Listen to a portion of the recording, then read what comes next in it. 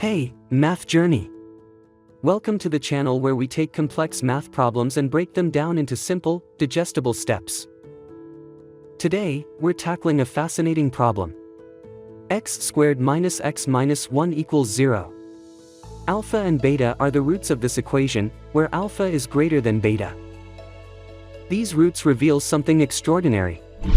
By the end of this video, you'll know exactly what alpha to the power of 11 minus beta to the power of 11 over the square root of 5 equals. Now, before we dive into solving this, take a moment to think about it. What jumps out at you?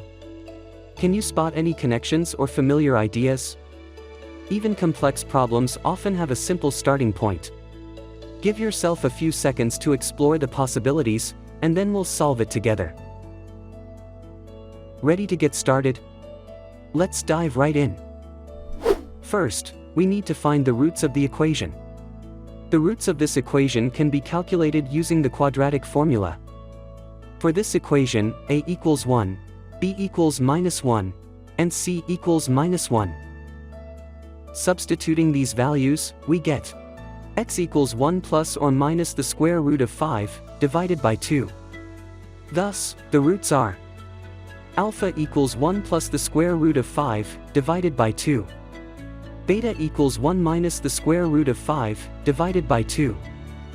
Now, let's move on to the fun part, raising these roots to the 11th power and plugging them into our expression. Remember that alpha and beta are the roots of the equation.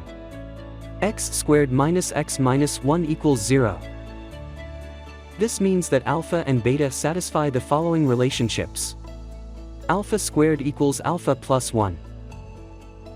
Beta squared equals beta plus 1.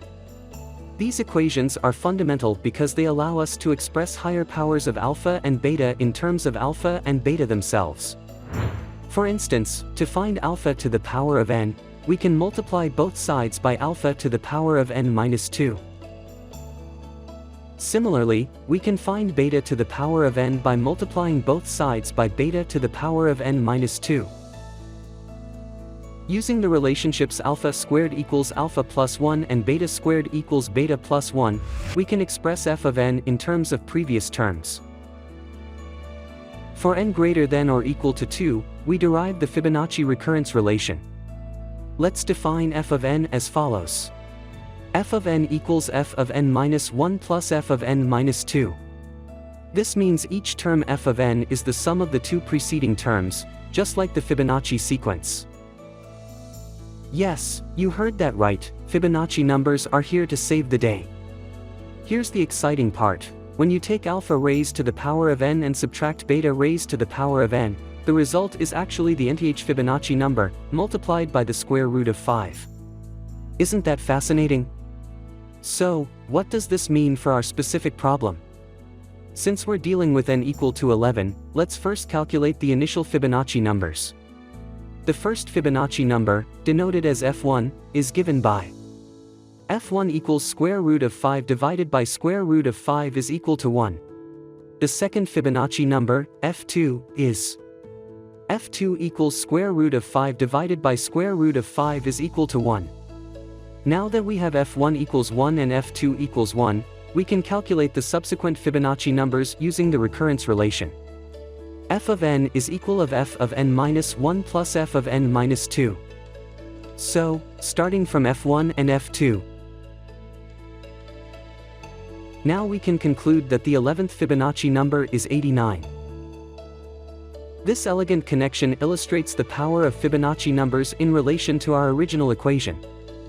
If you enjoyed this challenge, don't forget to hit that like button and subscribe to Math Journey for more fun math adventures. Now that you've seen the answer, how did you do? Were you able to crack it? Let me know in the comments.